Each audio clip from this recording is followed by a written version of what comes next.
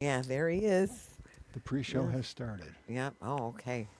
The pre-show has started. So, anything interesting you want to say on for now that will be actually on the stream because now it's streaming on Facebook. Oh, and a reminder to put it on the Peace Center's Facebook too.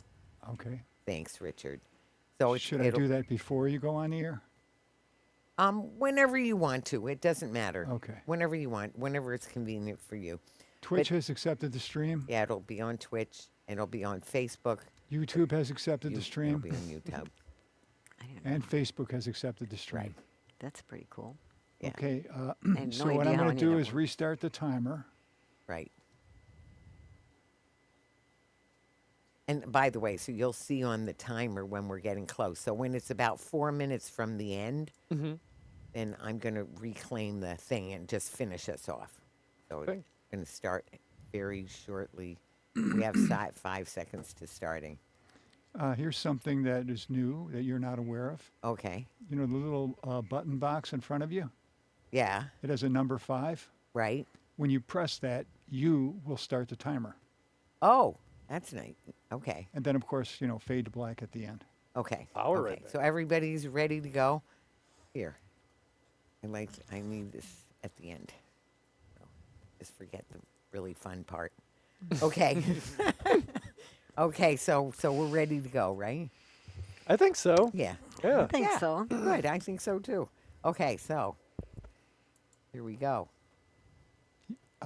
You didn't hit I did hit the 5. What happened? it. It's the number 5. Yeah. Oh, okay. Well, That's all that I wasn't, hit. That wasn't There's it. 2 5s. Oh, it says VIN 5 above it. Is it the other yeah, 5? that's VIN 5 is something totally different. Oh, so now what do I have to do? undo let me, that. Let me get you reset here. Yeah, reset. Okay, hit the 5 with the, The other circle 5. around it. The other 5. Okay, sorry. I never even saw that one. Here we go. Okay.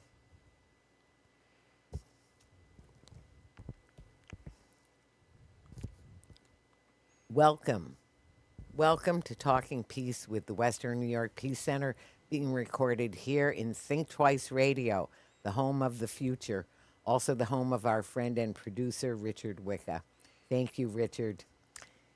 And we also thank WBNY, Buffalo's original alternative radio station, 91.3 FM, coming out of Buffalo State University. And we thank our producer there, or actually 2. Now we're working on 2 producers over there. One, Greg Harvey, who's the chief engineer. Thank you, Greg. And thanks, too, to Brian Harrell, who's going to be helping us producing over at WBNY. So when I think of thankfulness, I also think of our Black, Indigenous, and people of color friends and others who've experienced oppression, and just how important are so many people who have been mightily oppressed, and or just have that wisdom to know that thankfulness is just so important. So first, I want to acknowledge that we are on stolen Haudenosaunee land, that we are on the land of the Seneca, or as they call themselves, the Inondawaka. Here, they're called the Keepers of the Western Door, and they and all of the Haudenosaunee start all of their events out with a Ganonyo, or a Thanksgiving address, which really thanks the people who made the gathering possible, as we just did. And thanks, Mother Earth, for giving us everything we need for a good life here on this earth. Thanks, the living waters, Mini Wachoni, water is life, that makes up, 70% of our bodies and gives us everything we need, in terms of, so important for living and so important to the whole creation, that water is life. And then we thank all the plants and animals, the plants, the nutritional and medicinal plants, and the knowers of the plants, and all of the different animals, creatures, swimming, crawling, four-legged, and flying creatures. And then so many different features of beauty in our world. And then there's the whole sky world and the things in the sky world, brother, sun, grandmother, moon, and the whole sky world. And of course, the creator and the love that animates it all. And then they say, and of course they do it in a much longer version than that. And then, and then the person will say Yahweh, which is sort of glory or thanks to the creator, and then the people say no. So very like Ashe for people in either black people and African people say Ashe. But so the Haudenosaunee say Yahweh. So I'll say Yahweh, Yahweh. You say no. So Yahweh. Yo. Thank you for that. So we have another very important topic. I'm going to say, well, our given topic is growing our endangered democracy. So I almost changed the name to Democracy in Crisis just because yet more threats and, alarming, ridiculous statements coming out of he who shall not be named. But before I even get into that, I just want to say, well, I'm so thrilled. We've got two people very well versed in all kinds of things about democracy, needs and tools and everything for democracy. We have Alex Bornemisza. Am I saying it right? Bornemisza. Bornemisza. Bornemisza. Alex, thank you for joining. Alex, Thanks for having me. Alex, as the regional representative for NYPIRG, or New York Public Interest Research Group. I know you've been working on these things, and we're just very glad you could make it. Thank you so much. Feels great to be here. Yeah, thanks, Alex. And then, of course, Lori Robinson. You've been on the show before, right? No, I haven't been on Oh, your show before. Well, but it's about time. I've been on a lot PPG's of other podcast. shows. Yeah, I know you've been on lots of shows. Yes, you have. And Lori is the president of League of Women Voters, Buffalo, Niagara. And I just, because I see you so often and we work together on so many different times and ways, that I felt like you must have been. So it makes me all the gladder that you're here today. Well, I am so happy to be here. I've been wanting to come on your radio show for a long time. I was excited when you invited us. Well, I'm so glad that you're here. Oh, and some because you're so busy, and there you've been. Well, then there's invited that. Before. You've been invited. Then there's before. that. Yes. No, Suzanne that was going to come. She had gone to the show. Right. With She you has, and before, of course, friend of the show, Sam White. So Yes, Sam, yeah. God bless Sam. Oh, our dear, Yeah. our dear.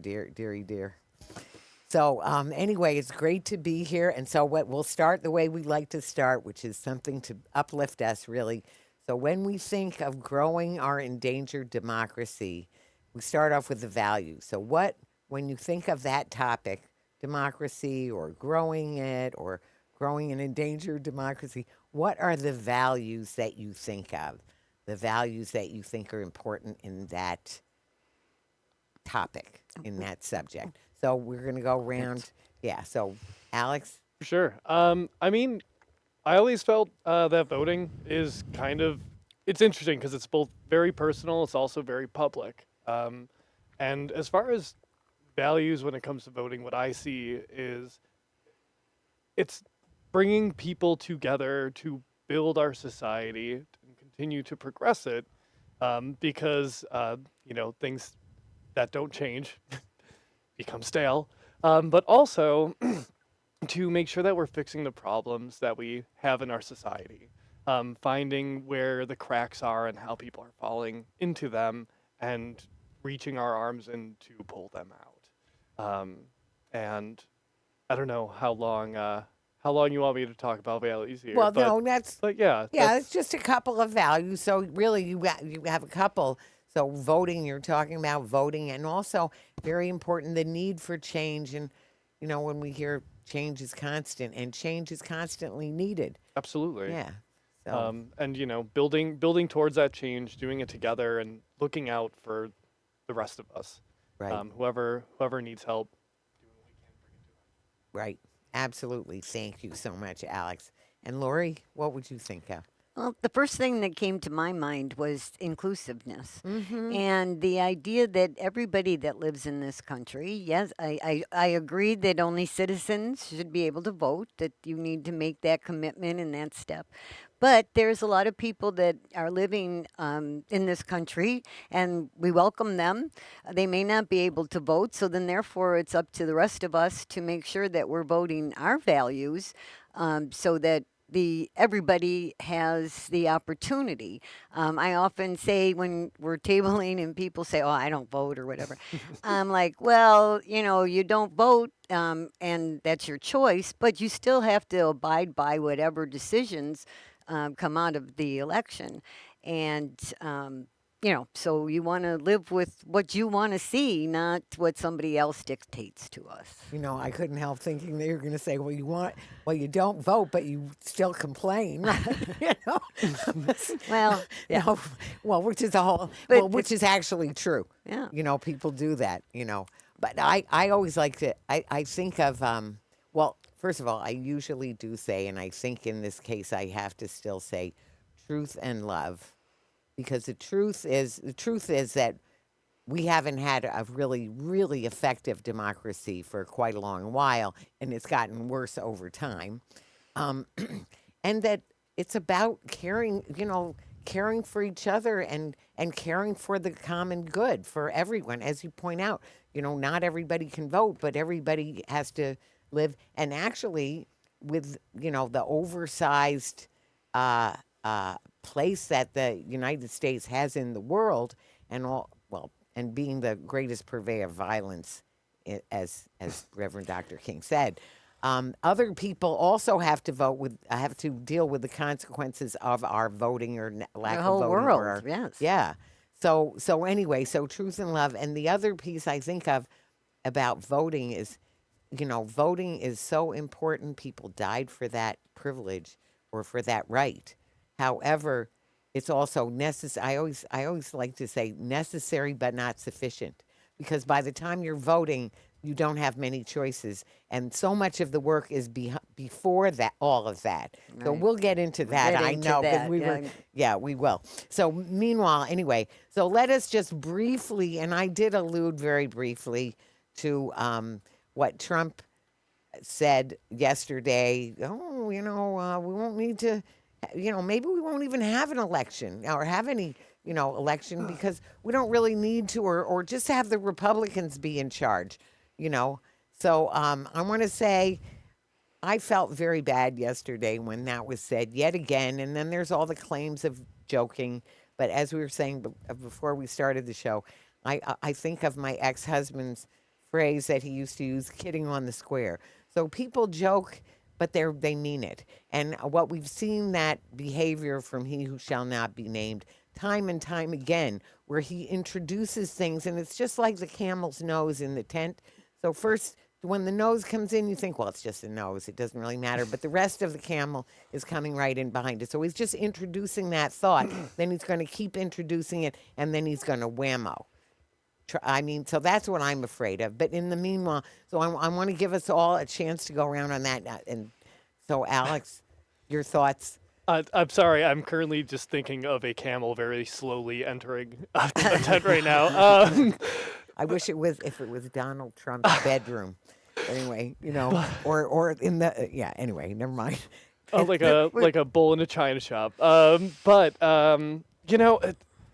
First of all, if you are going to make a joke, please make sure it's funny. And I say that for all people everywhere.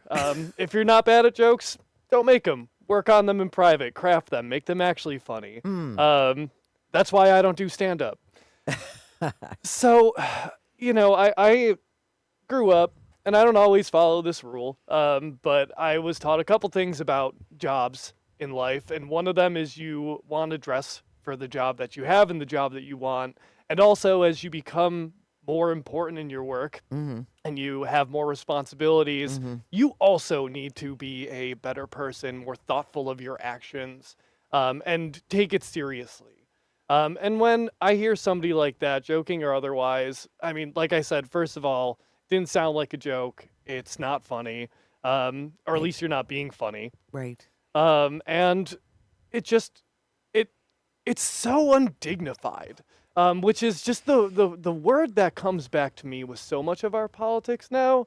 And I don't mind a little bit of mudslinging every now and then. I don't mind people, you know, raising their emotions from time to time. But God, it's so just, it's hard to watch. Right. It's really hard to watch. And it creates a situation where people can't take it seriously.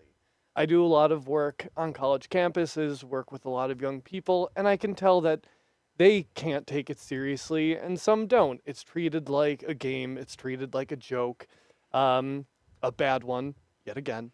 And it's not taken seriously by any stretch of the imagination. It's sad, Yeah. because these are things that are going to impact people's lives. I think people are starting to realize that again, which is good. But you know, if I could say something to him, I would say, Right. relax. Yeah. Don't be such a jerk. There you go. Perfect. Yes, indeed. Lori? Forgot what we were talking. Um, the importance of voting. That was the original Well, question. no, Sorry. no, no. It was it. Well. Actually, we were starting off with the threat of Right, you know, of taking it away, and of Trump's joke of yesterday. And actually, I want you to say, I'm eager for you to say what you said to me that's when I what brought it up. I to was start just with. going to say, Yes. anybody that knows anything about domestic violence, that is one of the first signs is that your abuser is going to start saying things, but then when you call them out, oh, I was only joking. I was only joking. You know, so that any of us that know anything about that kind of psychology, the total feel like I'm trapped in an abusive relationship, and you can't talk rational to somebody that's like that either, because you can't explain to them how this is not looking good, how this isn't the right, this is not in our constitution. Our constitution says that, we the people have the right to vote for our government. We are the government. We are the ones that are making these decisions. Our elections are only picking one of us to go and represent us, because all of us can't be in the same room at the same time. So we have to pick a trusted person that's going to bring our values to our government. That's the wishful thinking, I feel, of our democracy. I was very naive for a long time too, and thought they weren't doing such a bad job. We were continually, I do believe that we need to continually grow and evolve, Right. to just talk about our Constitution, that this is what they said and this is what we got to do. Well, I'm sorry, but they didn't know about flush toilets when they wrote that Constitution. Right. Right. So, All kinds of things. when they keep saying, let's go back, I'm like, okay, go back. But we got to get rid of all of our infrastructure, all of our electricity, all of our computers, practically everything that we use right now to live. They had no idea. So I get very perplexed when they say, we're going to go back to this exact thought and just ignore what we've learned and how we've evolved in 250 years. I mean, to me, that's like absurd. Well, We're just going to ignore everything that happened in the last. And yes, it was never perfect. We know now that it was never perfect. I mean, we know that we, fought for this. I'm just kind of in that middle. I was too young to really be a hippie, and, so I wasn't real involved in all of that in the '60s. But so I am one of the very, very privileged and lucky, wonderful people, citizens of this country, that I got to live most of my adult life with full privileges. I could vote. My health care was my own business, and I didn't have to, talk to anybody else about it. It was wonderful 50 years. But- And I'm really, my biggest thing is I'm sad that now that I'm retired, I have to deal with this and I don't have that beautiful America anymore. oh, it is. It's scary. I'm going to say, as the daughter of a German Jew, who I won't get into his story too much, except that he had to leave because he was such a radical as a 15-year-old in 1933 Nazi Germany in Munich, which is sort of the hotbed where it was all developing then. But one of the things is, so as you were describing about abusive relationships, which I do have some experience with, personal and professional, it's the gaslighting. So as you said, you can say whatever you want, but then you'll get the gaslighting. And the other thing that you said before we started the show that really made it that I thought was so important was when you reminded us that that Trump had said, oh, vote for me and you'll never have to vote again. So it's back to, when people, they just keep introducing it a little bit, like, but only joking, kidding on the square, kidding on the square, like I told, So, I mean, these are unprecedented times, with the freaking government. I mean, first of all, it is true that for BIPOC people, they have been experiencing what we're experiencing now as white people and activists are getting. That has always been the situation for Black, Indigenous, and people of color, that they could be picked up, that racism, now that the Supreme Court has made it legal by making it okay to detain people just based on their appearance and their language, is truly outrageous. However, that was going on right along throughout our history with the racism, with all of that. So it's the welcome to my world kind of thing is what BIPOC people will say to us now. So we're waking up to that world. People are realizing. But now I want to say we did have a show planned, and so to talk about the real crisis that is not here, but that is continuing to be brewing with all this preparation and other BS and all the people who are going along with the Kool-Aid and the cults, that it makes it very scary. But there are people who are awake to what's going on. And so I don't think, so we are not going to take that tack and see what are we going to do when we have had quite a few shows that go along with that tack, talking about mass mobilizing and things like that. But right now we're going to talk about, let's presume that we are going to prevail and there will be voting and we have our imperfect democracy as it is, how we want to improve it. Some of the things that we want to do, can do, need to do to really improve it. Because when I want to say, I love Democracy Now!, right? That's such a great show. And thank you, Amy Goodman, who came here, and actually she was the Western New York Peace Center keynote speaker one year. And then we got Democracy Now! On WBNY. Yay, WBNY. So anyway, we're grateful to have Democracy Now! Here in Western New York. But I love the thing about that show because it says, let's have a democracy now, since we don't have one. Now, it's not a black or white issue. So we have some elements of democracy, and then we have some things working against it. Some ways it's imperfect. Well, it's getting more and more imperfect, and this is what we're going to talk about. But let's start off with one of the things that I know you're both very well informed about, and that's a high priority: ranked choice voting. We just saw a great example of what it did for New York City when they came down with Mayor Mamdani now. And so let's talk about ranked choice voting. So Alex, you take the first. Sure. Yeah. Well, ranked choice voting is actually something that I was interested in when I was just a, very young adult. When I was growing up, I sort of came into politics. It was right around the time that Citizens United was around. It was when Stephen Colbert was educating people on super PACs. So can you give a year? Oh, geez. I want to say roundabout. 2008 or 9, maybe? Sure. It's going back a ways. Sure. I was in high school, and he was educating people better on it than the news was. So I was interested in the concept of democracy and what we could do with it and change it, because granted, I did see it change a little bit, but it was in mostly bad ways. And ranked choice voting was something that piqued my interest from a young age, because it offers people simply more options. You don't just have one vote effectively when you go into a polling booth.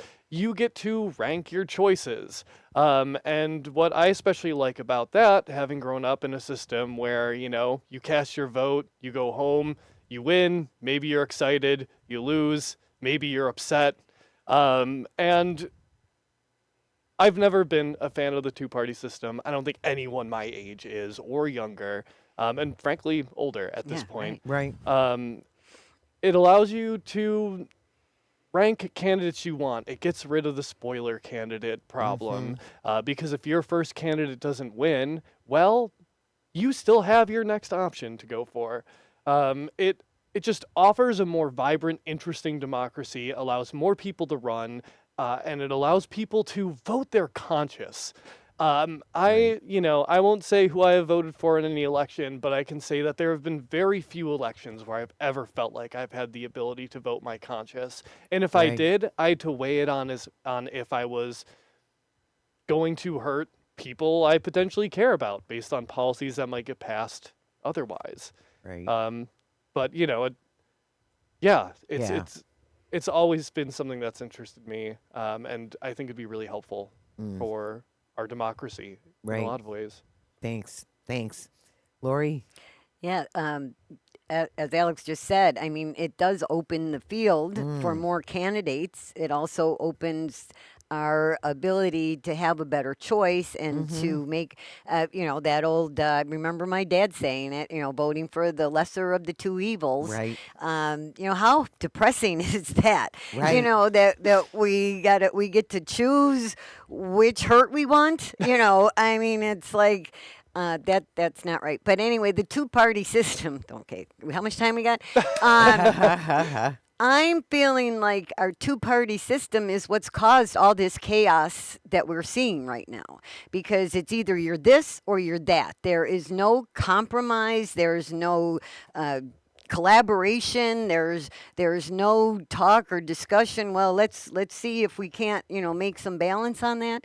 So I feel like our democracy would work well with multiple parties, just because they have it all set up with this red and blue, and you see the seats in the Senate, and they're right down the middle. I mean, wouldn't it be beautiful to have a little purple, red, and green, and all different colors in there, and they can still vote on the majority leader or their whatever leader, whatever little inside things they have going on, but they vote instead of just, we got to, twist the arm to get something passed.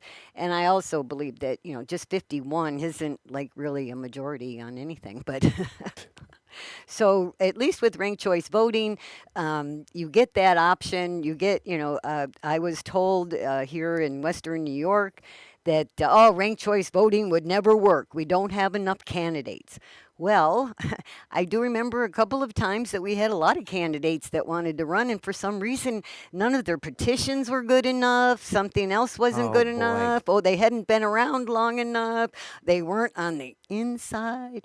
But anyway, right now, what we're kind of seeing in Western New York, and I mean, I don't know if anybody else sees it, but I feel like there is a group of people that are just kind of, oh, okay, I'll take that seat now. I'll take this seat now. I'm going to go over here. I'm going to go over there. I'm going to do this. How can you get any work done? I mean, it's bad enough that they got to run for an election every 2 years, or every 6 months in some cases, because they're moving from here or they're quitting there or they're going there. There's no real commitment to the job. I mean, to me, I made a commitment, and I'm going to fulfill it if it kills me, but it's going to do it, and it's like, I just feel like that, that there's no real commitment to any elected officials right now. But with ranked choice voting, you're going to have a little bit more commitment, and you're going to have a little bit more collaboration. In the movie, Majority Rules, which will be shown throughout the Western New York area throughout the summer, Oh, good. will be, it says in there, I forgot what I was going to say, something. Anyway, about What's it? picking, I get carried away. It'll It goes help right out us. the other side. It'll help us. Love it. Yeah. And just they were talking about something, and I can't remember how it was. Well, I'm just excited about that movie, and you be Yeah. sure to let us know. And we want to either, hold a screening of it or a Yeah. co-sponsor or whatever, Yeah. whatever, because it's so important. And I'm going to say you brought up what were really two really important points to me. One of them being that really having a choice, and I mean both of what you said. To do ranked choice voting, you get to make your choices. And so I feel like whenever I'm voting against somebody. It's like I have to vote for this one because I'm afraid that one's going to win. And so that's why it's all based on that. My dad, he also talked about lesser of two evils, and he used to say, it's about deciding whether you want malaria or cholera, you know? So something about like right. that. Do you want to be punched or do you want to be punched? You want, yeah, or Or you want to be slapped. kicked or punched, Yeah. Yeah. or you want, the left side or the right side, or whatever. But I mean, it's about it so that you can put your favorite person down. You don't have to be afraid to do that, and then you're so it just makes sense as far as really tabulating what people want instead of forcing people to make a choice and to be voting against somebody. That's like I said, very often that is what happens. The other thing that you brought up that we'll talk about more, I mean, we could even talk about it right now, but the thing about Western New York and the way things have gone down when we don't really have an election. So there's already, it's already clear who's going to win, or it's already determined by who's the incumbency, and people back to not being committed because they'd like to stop. And I don't think it's even as much about not being committed, but they want to stop so that they can select, so that the party leadership can select who's going to be the incumbent, so who's going to be the most likely one to win. So they're really selecting, so they're undermining our ability to choose. And that has happened time and time again here in Western New York. And so, Did mean, we mention that Western New York has some of the lowest voter turnout in the country? I was not aware of that, originally, but it's like when I heard that statistic, I'm like, oh my God, I vote every time. But it's like realizing that people just don't vote. And when we talk to people and why don't you vote? And it's like, well, because it doesn't matter. It doesn't matter. I mean, it's already, like you said, we already know who's going to win. So why should I bother going to vote? I mean, I think that's why our mayoral race turnout was very, very low because, they already had said before the election who was going to be the winner. I mean, there was some article in some thing in the news that before the election they had already had a date set to meet with Mayor-elect Ryan, and I'm like, well, that's a little.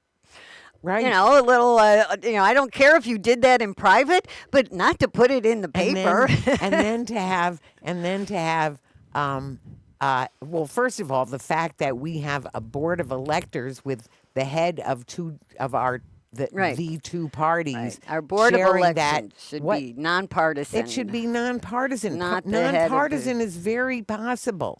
But it's not. It's not chosen. It's not chosen here in Western New York. So, I mean, when we just have such a problem with not giving people the chance to make a choice. Or to make a difference, even make to a get difference. involved and to make a difference. Right. I mean, I know now I've been with the league and living here in the city of Buffalo for about 15 years now, 13 with the league. But back in the city, I was born here, but I moved away for most of my life. And now back here, and it just really seemed how sad the city is. I mean, there's a lot of things that haven't changed since I was here 50 years ago and lived in the city, and different things. Like just now, driving out here from the other side of town, down Clinton Street, it's like, why is that so empty? And if we go to Transit Road, you can't even move. There's so much stuff. Right. Yeah. And so No. many cars. So, But we yeah. won't get into that. So, That's so, another show. so, Alex. But nothing, so work. Yeah. So, Alex, what would you add to any I mean, parts of that you know, you that want to address? There's Yeah. a lot I could add to it. Sure. You know, I mean, just like as far as some of the sort of insider corruption you were talking about, I mean, New York State was the home of Tammany Hall and Boss Tweed back in the day. Right. The sort of political machine that ran New York City. Right. And in a way, it's gone, but in a way, that legacy definitely lives on. And I mean, you could see it again in our very small voter turnout in Buffalo, and how we're not really, I don't personally feel encouraged to go out and vote. I still do. I encourage other people myself to do it. But like, you know, like you were saying, it's a lot of it's still the same. I mean, like, Buffalo is one of the most segregated cities in the country. Right. Buffalo is one of the poorest cities in the country. Buffalo has the oldest housing in the entire country. 68 years old, medium age of houses. We are freezing to death in our homes. We don't take care, it does not feel like we have politicians that genuinely care. And a lot of people feel that way, especially when they don't see them advocating on behalf of people. And I think a lot of it is because they feel comfortable. Right. I'm not going to name any names, of course, or anything like that. But Of course. you know, like it is wild to me that that we can have all of these problems in the city, and it just doesn't feel like I'm seeing a constructed, concerted effort by the people who are in power to do it. But then you start to think about who continues to be the ones in power, and it's political dynasties, both family and office. You have Right. people's parents who run, and then their kids run, and then their kids run, Right. or this office, and then that staffer runs, and then that staffer runs. It's Right. We have an incestuous democracy. Yes. Yes. You know, like Yes. Thank you for that. But Yes. Well put. it's disgusting. You know, like, and not just the phrase, it's how it plays out. No. no, Ugh. right, it's interesting.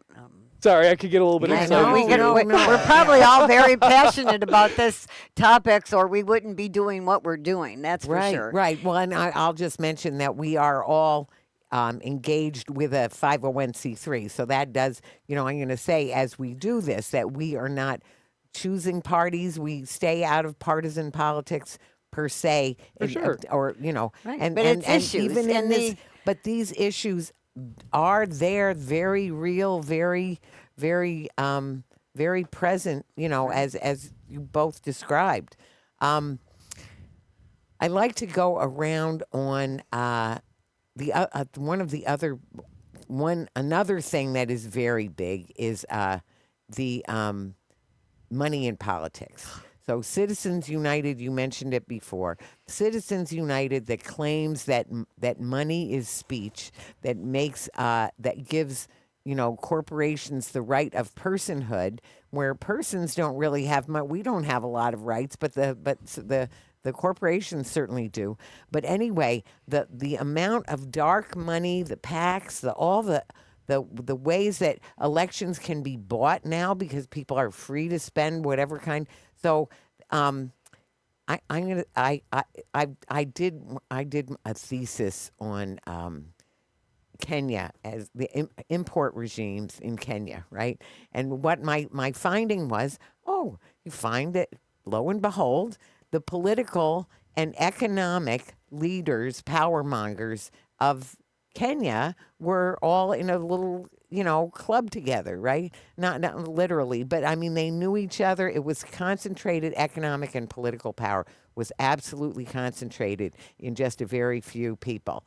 And funnily enough, that is Sounds what like we're you're just describing the talking United about. States of America in 2026. Exactly. So the United States and also Any- Western New York. What any- we just said. If you go to Little Sis and see, or our city Buffalo, our city Action Buffalo had a study done about where the economic and political power lies, and just like you said, it's the dynasties.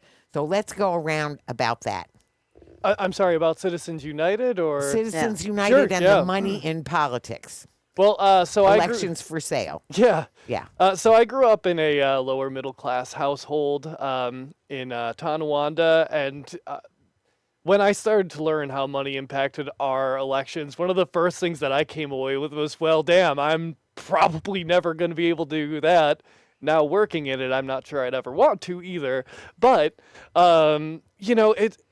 it's really absolutely wild to me because speech is something that we all have. Some people can be a little bit louder, some people can be a little bit quieter. You can oscillate, you can when it comes to money, that is not something that I have generally. Like I'm comfortable enough, but like I cannot throw a ton of money at a candidate, and Right. we are talking about the most wealthy and powerful people already throwing more and more money into our system at our candidates, drowning out the rest of our voices, the rest of our speech, Right. just because they have money. It's a bribe. It feels like a bribe. It Right. looks like a bribe. It walks like a bribe, and it quacks like a bribe. Right. And it and it's another reason when people look around and start to say things like, "Oh, well, it doesn't matter. Why should I vote? It doesn't matter. They're never going to listen to me." And when you see things that are like 70-30 issues, 80-20 issues happening again and again to not be supported by the Right. political establishment Right. on the local, state, federal level, Right. it's no surprise as to why. It's I would say it's one of the most glaringly obvious Right. breakdowns of our democracy is the money. Because if I gave somebody $100,000, I bet they're more likely to do what I ask of them. Right. Funnily enough. Yeah. Funnily enough. Thank you. Yes, absolutely. Lori? Yeah, no, it's a terrible thing. I mean, money in and of itself is a necessary thing that we all Sure. need to have. How much do you really need? I mean, that's the way I feel about it. Never really worried about too much of it. I never had really too much of it to worry about, and that's probably why I never worried about it. But anyway, what gets me the most about the giving money to a super PAC or a campaign is these same people don't want to pay taxes. And I think it was Mondami that said just recently, he said, your taxes would not increase if you paid your taxes to New York City, would not be as much money as you gave to the politicians. For what? To put ads on TV that say nothing about how wonderful they are and all the great things that they're Right. going to do for us. All the ads have been and have gotten progressively worse in the Right. last 25 to 30 Right. years Right. is telling about what a scoundrel that other person is. I don't care. I can figure out whether or not the other person is a scoundrel on my own. If you're going to put a commercial on, please tell me about the wonderful plans you have for the future, what you're going to do in the job. What is your platform? Not about what the other guy is or the other person is such a scoundrel. I mean, what a waste of money.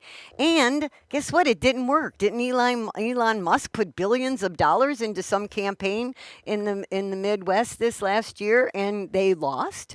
Well, hallelujah. Yeah, No, I mean- we can only be glad when things are not for sale. That's right. Because one Occasionally. vote is worth a lot more than any money. I feel like if we can get the voice of the people with their one vote, not counting ranked choice voting when we really got three, but anyway, I mean, just that we Even go out better. and vote. When they have these big fundraisers and it's $10,000 a plate or whatever, Right. how many people are in that room? Why don't you fill up the stadium and charge us $1 each to get in there? You're going to have more money. And you're going to get more votes because more of us are going to hear what you have to say and all the wonderful things you're going to do for us in the future. But that's not the way I'm very much an optimist.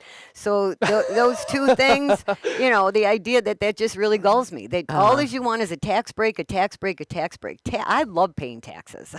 I mean, I feel like I'm contributing to my society. I Right. love the idea that the fire department is sitting there waiting and ready just in case I need them. Right.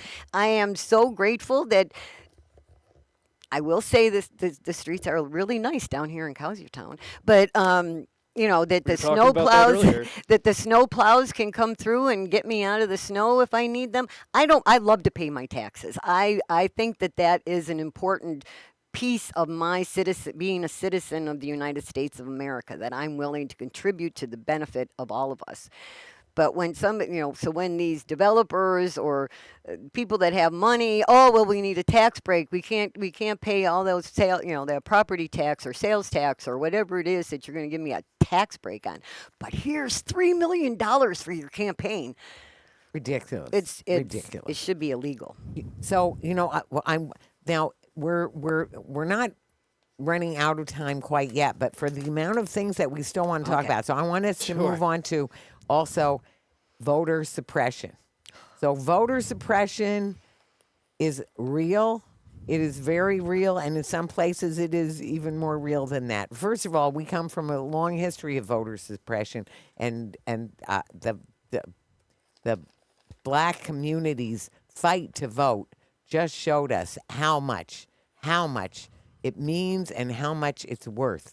So that voting is so important, and there are very serious attempts to suppress people's votes. So if we could go around about that, Alex. For sure. I did just want to add one final word to that last part of the conversation. okay. I would love to see what the inflation has been for elections over the last 20 years or so. Of the expense of how Yeah. much Oh, they spend. yeah. I'm sure somebody has that it's- information that's there. true. Yes. We know how much eggs prices have gone up.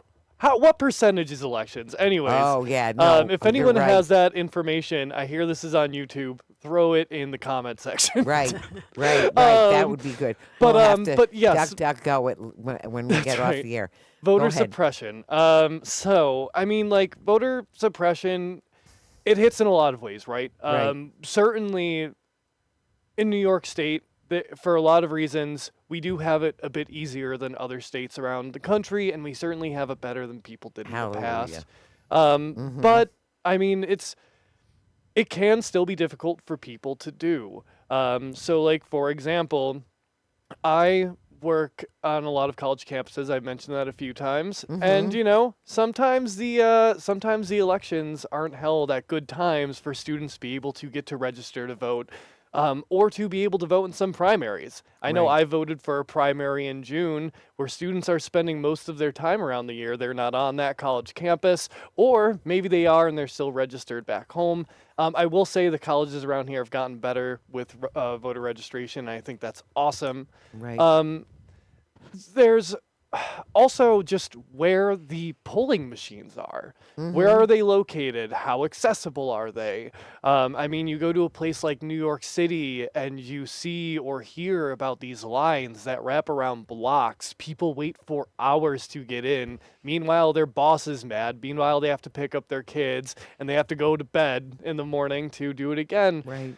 And it's also, to sort of bring it all back, I feel like there's sort of an insistent voter suppression just in the way that people feel so odiously about our democracy to begin with. Because if you feel like your vote doesn't matter, that they're always going to the rich person over you, Right. you are less likely to go out Oh, sure. every time. And I see it a lot today. When I was out petitioning, a lot of people brought up that sentiment. Right. There are a lot of ways it happens, but right. mhm. Thanks. Yeah. And no. Lori? Voter suppression. You said that we were very lucky here in New York with our voting. Well, I think it's all relative. It's Yes. all relative. It is, and it's much better than it was. And I will say, and I was not involved with the league at the time, but the League of Women Voters was very instrumental in advocating for our early voting days that we did not Right. have. Right. So that is that's wonderful to have that. As you said, to try to get to the polling place on one day. Yeah, it's 12, 15 hours, and those poor people that have to work there all day. But it still may not be convenient on that Right. day. No. Right. And so the fact that I've never seen lines except when I lived in Phoenix, Arizona, for one of Barack's elections. I didn't say in Buffalo. Right. You said New York City, but but I've seen them in the South in different places. I mean, how ridiculous is that? Why can't you have a couple more places? Why wouldn't you have more people, more tables, more pencils, or whatever it is that you need to get the people in to vote? But God bless those people that will stand in line for hours and go in and cast their ballot. Those are real citizens of this country. Right. Most of us would not put up with that. Right. But And can did I you write? I also was talk going to about say, women's right to vote and some of the more recent efforts to oh, try and suppress women's voting, yeah. and and also I think for I people's think that was gender. mentioned in this current administration about we should take away the women's right to vote again. Well, And a joke, of course. but also the thing about your name. So Oh, that you right. have So to in this prove. SAFE Oh, Act, right. it's safe in this if this SAVE Act passes, that's one of the things that could be. You have to have your original birth certificate and your current driver's license or whatever your current information is, ID is. And how many women, because that was the way it was, changed their name to their husband's name. Right. So your birth certificate, you didn't know who you were going to marry on your birth certificate. So, now you've got two different names. And what do we got to carry around now? Our marriage certificate. Well, what if I got divorced? Do I got to carry that around too? I mean, it is just a burdensome And thing. also people's gender. Oh yes, That's and the other one. well, that's a whole nother topic right, as far right, as but- whether or not we have to conform to somebody's idea of what we should be. But one of the they do it when you see what I wrote for voter suppression too is when you see that the policies of whatever the administration or your local government are, I mean, and that that you're not going to be able to fix that, that's also suppressing the vote. Like you said, people are not going to want to go and vote because it doesn't really matter. But it does because we can make a difference if we go and vote. Right. And that the fact that the people that are running for office don't want everybody to vote because then they might pick somebody that's not in the system, that's not preordained, that's not, ready to try to take over, which that shouldn't be that complicated. That was one of the things. Oh well, the incumbent already knows everything that's happening, and the timelines and who this is and who that is. It's like, well, so the next person could learn that too. I mean, it's not an exclusive thing. I think if we go back to our original, wasn't it supposed to be you were going to go and serve your country for a couple of years, then you're going to Yes. go back to your original Yes. job? Yes. And it's not a lifetime thing to be a politician. Is not a Exactly. career path. Right. It's a public service. A public service. Absolutely. Yes, we need to go to that. That is really because we need, I mean, I want to say, especially, and I guess this brings us around, we can bring this around a little bit to what we were saying about Western New York and our current dynasties and the in-group, They'll say that they're marching open to orders anything, and, though. well, they say they're open to anything, but then we see the way things happen. So they don't happen that people are open to anything. Right, we don't see it. We And don't see I- that new person getting an opportunity to run in a primary, or we did see it. And so that was a great lesson for all of us in Buffalo. That whole, can I name names? I mean, that when India Walton was running, that was such a fun, wonderful experience to be able to think that we were going to have this young woman be our mayor, and it didn't happen but- because so- they didn't like it. So Okay, I just wanted to throw in there real quick. My entire adult life, most of my life, Byron Brown was mayor, and whatever it was what it was. But yeah, I mean he was there for a fifth of a century. Oh. that is insane. So now, well, look at how long some of the senators have been in Absolutely. the, then in the this is Senate. now you're so- bringing up one of my favorite topics that I didn't even put down for us to talk about: term limits. I should have term limits. I'm going to say change is good. We need change. I mean, I'm going to say at the Western New York Peace Center, we will very shortly be posting the job of executive director. I'm interim executive director. Now, executive director again, but I already tried to retire once and I'm about to retire again. Or, I mean, I won't stop working, but I'll stop being the executive director because change is good. So these people who grab onto that, glom onto that, and then it's the career path, or it's just the glomming onto the one spot, and then they just stay there ad Well, because infinitum till they could practically die in you office. have to suppress the vote in order to maintain that too. You can't have a bunch of new people moving into your district and voting for somebody else. Well, it's suppressing the vote, but it's also it's just a kind of gamesmanship, and that's why we talked about the resigning so that you get to select the incumbent, so that then they end up winning. So there's all these other things that are going on, and I want to say a word about integrity. You know, and which really it In the same sentence with yeah, politics, I know. It seems incredible. hard. with candidates. It seems incredible. I know. I'm just deranged or something. But I mean, as you were saying, the thing about politicians, one thing that just annoys me so much, and I sort of everything has two handles: one by which it can be held, and one by which it cannot be held. So it's very understandable that you want to be listening to people and agreeable with people, and even pleasing people. I'm kind of a pleaser, I know that. I don't want people to be mad at me, right? In general, although I mean it certainly happens quite a bit. I think. But anyway, I just feel like there's such a lot of disingenuousness, of phoniness, of a mask.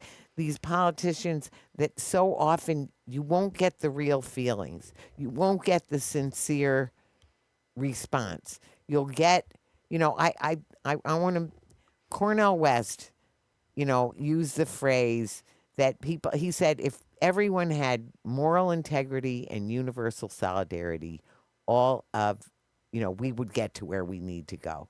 And so that's what I want to say. And if it's back to your point about the original plan was that citizens would take a turn to serve, to Represent their neighbors. right, and then move on, go back to what you do and take turns so that everybody has a turn. You have a healthier democracy that way. So we are coming around to sort of the close to the end of the show. So I want to give you each a turn on how to learn more and get more involved, which is Before we do that, can I just say one more thing about another initiative that the League of Women Voters is working very on? briefly. Very briefly, abolishing the Electoral College. Oh, please, And yes. go to the popular vote. So Absolutely. that is another way that we can make our democracy better. We don't have to wait for the wagon train to bring the votes in anymore. We can know right away who's voted. So you're so right. Popular vote. Another topic that we didn't even start to talk about, the Citizens Charter. So I'm going to tell people on the 12th, there's a listening session. Look it up. the city There's charter for the Buffalo. city charter for Buffalo. That's very important too. So, but anyway, so both of you, how people can learn more, get more involved. Sure. Well, I mean, shameless plug, especially if you are Yeah. a college student in New York State, go to nypirg.org. That is NYPIRG.org. If you are at UB, look for us on campus. If you don't have a NYPIRG chapter at your college, reach out to us through our website. Let's see what we can do. But, in general, find a group of people, get involved with them, choose to do something, and stick to it. Get other people involved, grow your movement through your passion. Whatever you can do, get involved in your local politics, state politics, federal politics, it doesn't matter. Find an organization, make an organization, do your thing, and build the hope if you do not have it already, and find other people around you who will help build that as well. And also, get involved with the city charter. Buffalo City Charter is being revised right now. This is a huge chance for everyone in the city to really have an impact on how our city is run. I could talk forever. I'll pass it off to Lori. Thanks, Alex. Of course. Thanks, Alex. Yes, get involved. That's a great thing. You know, there have been so many new community groups and groups of neighbors that have gotten think together, and they're doing a fabulous job. I just shout out. I can't think of all of their names, but Western New York Getting It Done, and all these different organizations that have popped up in the last 10 years because of the crisis that's been looming in our Mm-hmm. democracy, and that just warms my heart that there's so many people that are interested in trying to make a difference. The league has been around for 140 years, so we have a Right. little bit of baggage. I hate to use that word, but we have a little bit um, of our legacy that we really have to Yes. maintain and keep working on, and we are all ready to do on a hunger strike again if we have to. But anyway, Mm-hmm. we did it before. We can do it again is kind of our motto, and we are. Our website is LWV-BN at .org. To get to our website, we've just revamped it, so it's still kind of a work in progress, but it's really Right. good progress, and Sure. Oh, there's good. lots of all the different things that we're involved in. Like I said, we've been working really collaborating with a lot of Mm-hmm. different Mm. organizations. So Yep. come and join all of us. I mean, we're Right. all just fighting for democracy. March 28th, we'll be out on the street. Absolutely. Yep. When we'll be out there with you, we'll be have our peacekeepers and we've trained, over, had shared learning on for our peacekeepers from the Western New York Peace Center, and we are thrilled to collaborate with the League of Women Voters. So that's LVNW. I'm LWV sorry. League. It's the L LW L. League Women Voters Buffalo Right. Niagara BN. Right. That's why I was LWV-BN. starting to say it out. Yep. So that's exactly that. And NYPIRG. So both of your organizations are so great. We're thrilled to have you on the show, collaborating with you on so many things, on all of those things and more to boot. Um, it's so important that we need to work together to get where we need to go. So thank you so much for all your work that you do, for coming on the show, for everything that we're going to do together. Right. We So the this people. is We the yes, people. exactly. Right. So this is talking peace, and together we've been talking peace in truth and love. Thank you so much. Thank you.